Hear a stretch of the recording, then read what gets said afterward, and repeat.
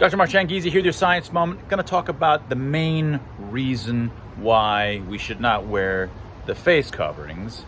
And it's a very simple point that not enough of us said. And it's simply that because it's covering my fucking face, right? They cover our fucking faces, right? That's what they do. And I'm not going to cover them.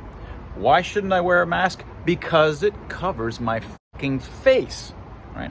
Now, I'm saying this, partly it's funny to say it in that way. And I mean, I'm not against using curse words. It's just that we possibly can't get away with using them here on YouTube and potentially other places like Instagram.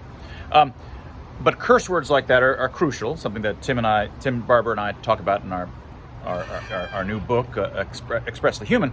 They are really a way of providing whatever point that you're trying to make about my own confidence or your lack of confidence.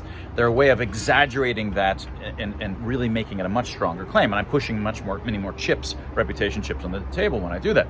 Now, so that's fine. I don't have anything against using that, and it's the kind of thing that we should have done right away. Now, and the reason I wanted to bring this up because my attitude has not been to talk about the traditional harms. And it happens that my first video of all in this endless COVID season was about masks. And it was about how masks cover your lower visual field and enhance the chances of falls. But for the most part, I haven't talked about the traditional harms or the efficacy.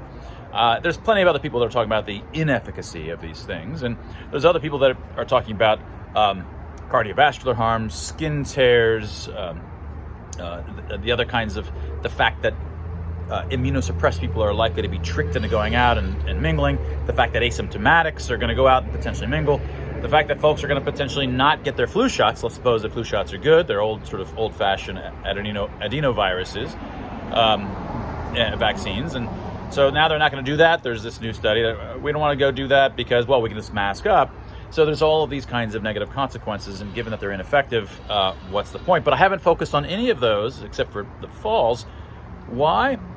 Well, there's many psychosocietal issues, and I've got 40 or so videos on these psychosocietal harms from these face coverings. But really, all of those psychosocietal harms, and it's crucial to talk about them all, so to see all the multidimensional things, but really, my reason for not focusing on the inefficacy of these things and that the more traditional, more obvious kinds of harms was because the most obvious utilitarian argument, setting aside civil liberties, the most obvious utilitarian argument is that one of those things in the utility calculus is effectively infinite and outweighs the rest.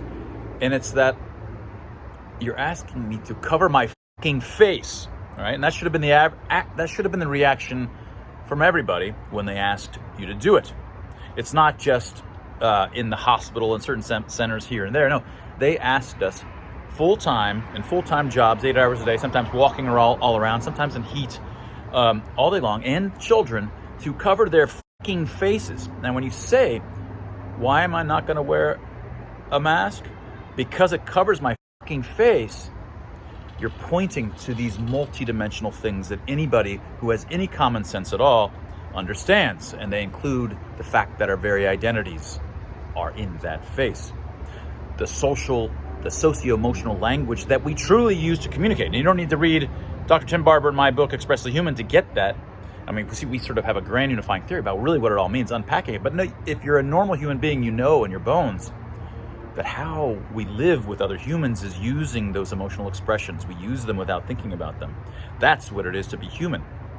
When you ask people to cover over their faces, and even if you don't have any care about civil liberties, and you're just interested in the utility calculus, one of these things is asking humans to get rid of something so central to what it is to be human that anybody with any intuitions, any common sense, should just say, no, that's ridiculous. And in fact, what they should have said is, no, because that's covering our fucking faces. Now, I think you should have that attitude and take it to heart. If they ask you again this winter, what are you going to say? No, because it covers my fucking face. I'm not going to cover my fucking face ever again. All right, that was your Science Moment. If you haven't gotten a copy, get a copy of Expressly Human by Dr. Tim Barber and I.